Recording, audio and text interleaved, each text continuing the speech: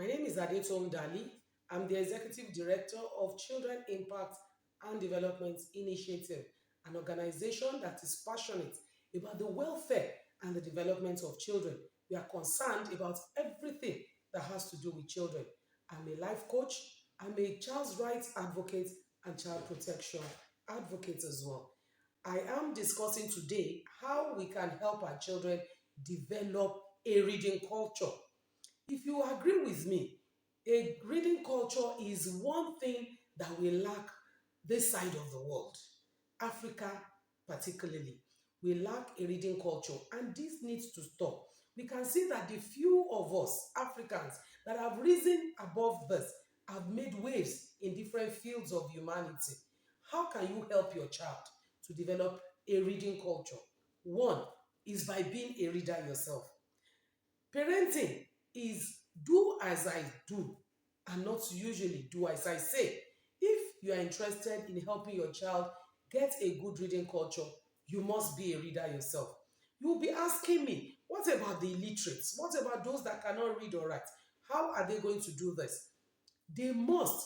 If you cast your mind back, I don't know how many of us have watched the film on Ben Carson. How is mom, an illiterate mom, focused on his academics? When he's doing his assignments, she's there watching.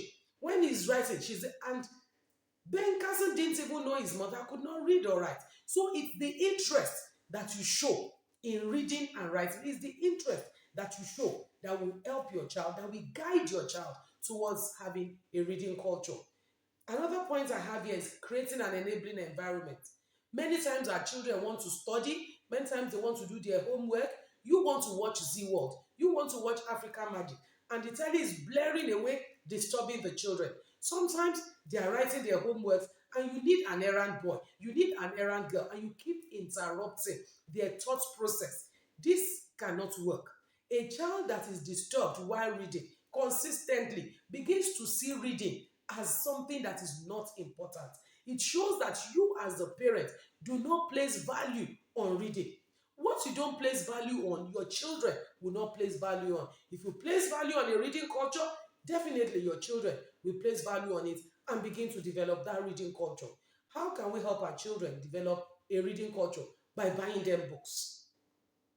Not only academic books that you buy in schools, buy storybooks, buy newspapers, buy magazine. And guess what? You have to do the reading as well. You have to read and they have to read as well. You have to create time if you are interested in helping your child get a good reading culture. And this has to be done in the early years so that you can rest at the later years. Many parents sit through with their children studying in primary school, writing assignments. Some people write assignments for their children. Very sad. Then they keep studying with them all through primary. Then the children get into secondary. The mother still has to stay awake, or the father sitting with them, ensuring that it's because you did not lay the foundation for these children to have a reading culture. By the time your child is in secondary school, a proper foundation needs to have been laid for a reading culture. And then if you, the first few years of the secondary school, if you need to still guide and guide, at a point in time you must begin to rest and be assured that the reading culture that has been created, that your child has imbibed, that your child has developed, will see him through further in his studies. So please, let's not waste the early years. Let's make use of the early years. Buy them books, educational books, story books. Let them always be in the mood for reading. Ensure that it lies in your power, it lies in my power as parents, as significant adults in the lives of our children, to ensure that they develop a reading culture. Another point I want to mention is to celebrate achievements. Celebrate achievements. When your children make effort, please celebrate them. They make effort, they don't come first. Don't say, does the child coming first have two heads? Please, let's desist from talks like that. Every child has his or her own inherent abilities. I've said it before, I'm saying it. A child that is not doing well in math can do well in creative arts, and they should be celebrated for it. Please celebrate your children. The result of you celebrating them is to motivate performance.